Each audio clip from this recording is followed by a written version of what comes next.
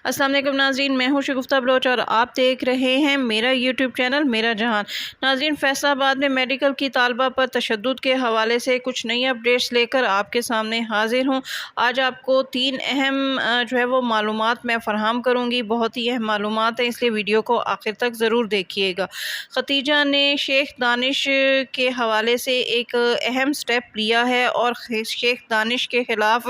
Custom हुकाम को एक दरख्वास्त दी है। वो दरख्वास्त क्या है? अगर इस दरख्वास्त पर कार्रवाई शुरू हो गई तो शेख दानिश को कितनी और सज़ा मिल सकती है और शेख दानिश कितने साल के लिए जेल में चला जाएगा। दूसरी बात ये कि खतीजा ने 164 का बयान अदालत में देना था। खतीजा ये बयान देने अदालत गई है या नहीं गई, और अगर नहीं गई तो इसकी क्या वजह है। तीसरी बात, अना शेख जो शेख दानिश की साहबजादी हैं, इनकी 10 सितंबर तक अदालत ने बेल दी थी, इनको ज़मानत दी थी। ये 10 सितंबर तक ज़मानत पर थी और 10 सितंबर के बाद इनकी ज़मानत का क्या फ़ैसला आया है, इस हवाले से भी आज आपसे बात करेंगे। तो चलिए नाज़रीन,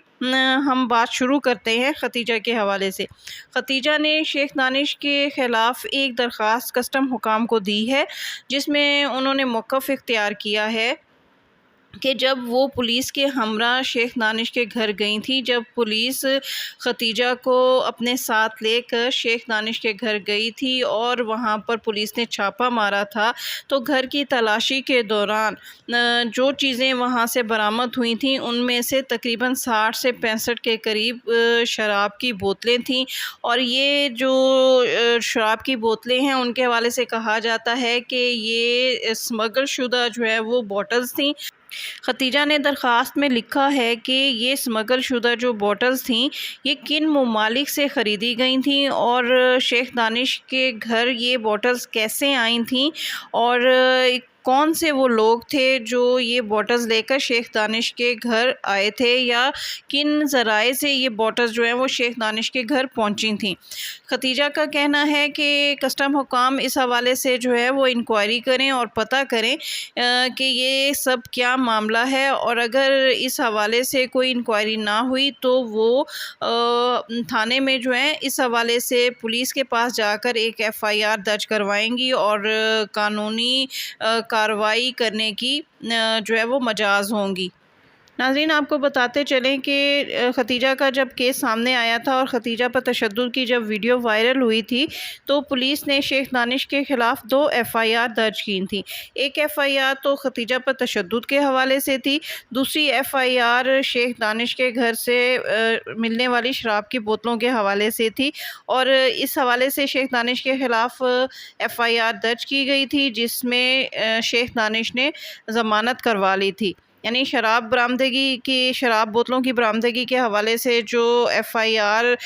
शेख दानिश के ख़िलाफ़ दर्ज हुई थी उसमें शेख दानिश ने अपनी ज़मानत करवा ली थी, लेकिन खतीजा तशद्दुद केस के हवाले से उसके ख़िलाफ़ जो FIR दर्ज हुई थी उसमें वो ताहाल जो है वो जुडिशल रिमांड में पुलिस की कस्टडी में है, और इसके साथ साथ उसके 2 मुलाजमीन भी पुलिस कस्टडी में हैं और माहम जो है वो भी पुलिस की कस्टडी में है। नाज़रीन, खतीजा ने तकरीबन 1 माह के वक्फे के बाद शेख दानिश के ख़िलाफ़ ये दरख्वास्त क्यों दी है और इसकी क्या वजह थी, इस हवाले से जब हम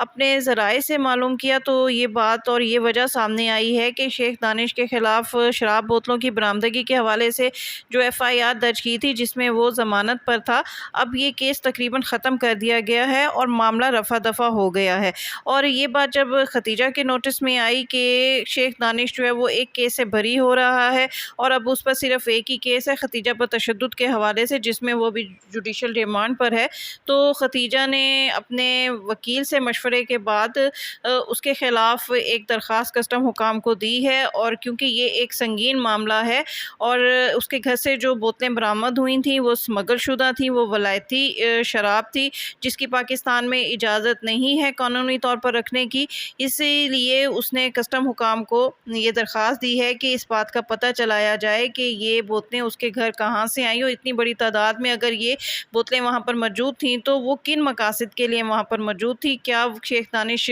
اس حوالے سے کوئی کاروبار کرتا ہے؟ کیا وہ لوگوں کو یہ جو ہے وہ بوٹل سپلائی کرتا ہے؟ اس کی باقاعدہ انکوائری کرائی جائے، اور اگر یہ انکوائری ہو جاتی ہے تو جیسا ہم پہلے بتا چکے ہیں، شیخ دانش 14 سال کے لیے جیل کے اندر چلا جائے گا۔ اچھا، اب ہم بات کرتے ہیں ختیجہ کے 164 کے بیان کے حوالے سے۔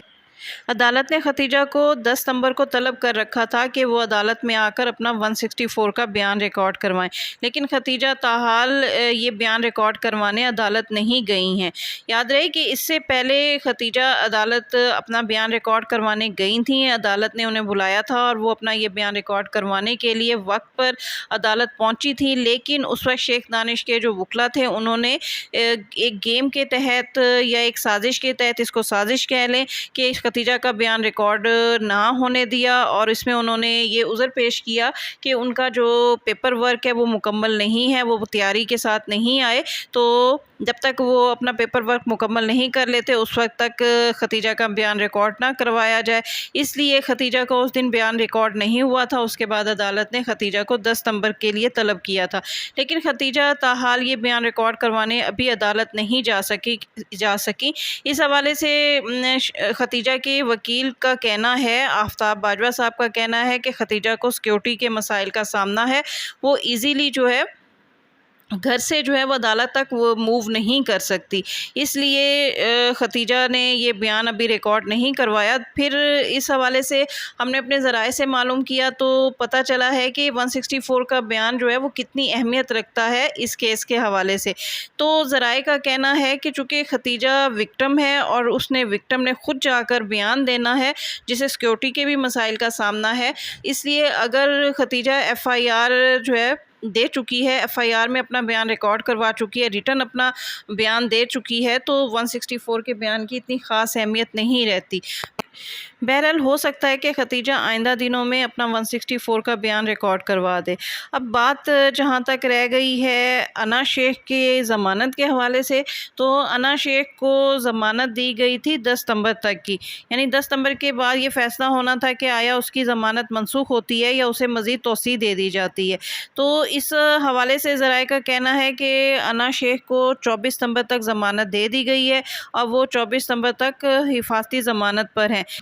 لیکن اس کے ساتھ ساتھ عدالت نے انا شیخ کو باؤنڈ کر دیا ہے کہ انا شیخ پر جو ایلیگیشنز ہیں اس کیس کے حوالے سے، اس حوالے سے وہ پولیس کے ساتھ تعاون کرے، یعنی عدالت نے انا شیخ کو اس کیس میں بھی شامل تفتیش کر لیا ہے، اور ایف آئی اے حکام کو ہدایت کی ہے کہ انا شیخ پر اس کیس کے حوالے سے جتنے بھی ایلیگیشنز ہیں اس کا پیپر ورک مکمل کر کے 24 ستمبر کو عدالت میں پیش کیا جائے۔ پھر 24 ستمبر کو عدالت یہ سب چیزیں دیکھ کر اس بات کا فیصلہ کرے گی کہ آیا انا کی ضمانت اب منسوخ کی جانی چاہیے یا اسے ابھی مزید جو ہے وہ ضمانت دی جا سکتی ہے۔